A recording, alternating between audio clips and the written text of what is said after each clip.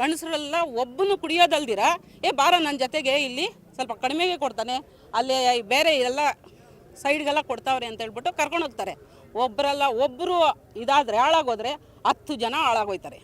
ಮತ್ತು ಹೆಣ್ಮಕ್ಳು ಬಂದ್ಬಿಟ್ಟು 8 ಗಂಟೆ ಆದಮೇಲೆ ಈ ಬಾರ್ ಅಂಗಡಿ ಮುಂದೆ ಯಾರು ಓಡಾಡೋಕ್ಕಾಗಲ್ಲ.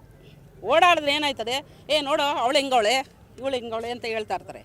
ಅದಕ್ಕೋಸ್ಕರ ಯಾರನ್ನು ಬಾರ್ ಅಂಗಡಿ ಓಪನ್ ಮಾಡೋಕ್ಕೆ ಬಿಡಬೇಡ್ರಿ, ಅಷ್ಟೇ ನಾನು ಕೇಳ್ಕೊಳ್ಳೋದು. ಇವಾಗ ನಮಗಂತೂ 2,000 ರೂಪಾಯಿ ಯಾರಿಗೂ ಅವಶ್ಯಕತೆ ಇಲ್ಲ. ಯಾಕಂದರೆ ಗಂಡ ಮತ್ತು ಮಕ್ಕಳು, ಮುಂದಿನ ಪೀಳಿಗೆಗೆ ಮಕ್ಕಳು ಇಂಪಾರ್ಟೆಂಟು. ಆ ಮಕ್ಳಿಗೆ ಬಂದ್ಬಿಟ್ಟು ಎಜುಕೇಷನು ಇಂಪಾರ್ಟೆಂಟು. ಆ ಎಜುಕೇಷನ್ಗೆ ಈ ಕುಡಿಯೋ ದುಡ್ಡನ್ನ ಎಜುಕೇಷನ್ಗೆ ಹಾಕಿದ್ರೆ ಇನ್ನು ಮುಂದಿನ ಪೀಳಿಗೆಗೆ ಚೆನ್ನಾಗಿರ್ತದೆ. ಅದ್ರ ಬದಲಾಗಿ ಮಕ್ಕಳು ಎಜುಕೇಷನ್ ಬಿಟ್ಬಿಟ್ಟು ನಮ್ಮಪ್ಪ ಅಲ್ಲೋಯ್ತವ್ರೆ, ನಾವು ಹೋಗೋಣ, ಏನೋ ಒಂದು ರುಚಿ ಇರಬೇಕು, ಅಲ್ಲೇನೋ ಇರ್ಬೋದು. ಅಪ್ಪ ಎಲ್ಲಿ ಇಲ್ಲ ಅಂದರೆ ನೈಟು ಲೇಟಾಗಿ ಬರ್ತಾರೆ ತಂದೆ ಆದನು, ಅಲ್ಲೋಗ್ಬಿಟ್ಟು ನಮ್ಮಪ್ಪ ಇನ್ನೂ ಬಂದಿಲ್ಲ ಎಲ್ಲೋಗಿರ್ತಾನೆ.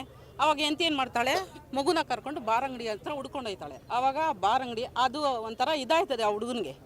ಎಜುಕೇಷನ್ ಬಿಟ್ಬಿಟ್ಟು ಮಕ್ಕಳೆಲ್ಲ ನಮ್ಮಪ್ಪ ಕುಡಿಕಾರ ಆಗ್ತಾವನೆ, ಇರೋದೇ 1 ಮಕ್ಕಳು 2 ಮಕ್ಕಳು ತಗೊತಾವ್ರೆ.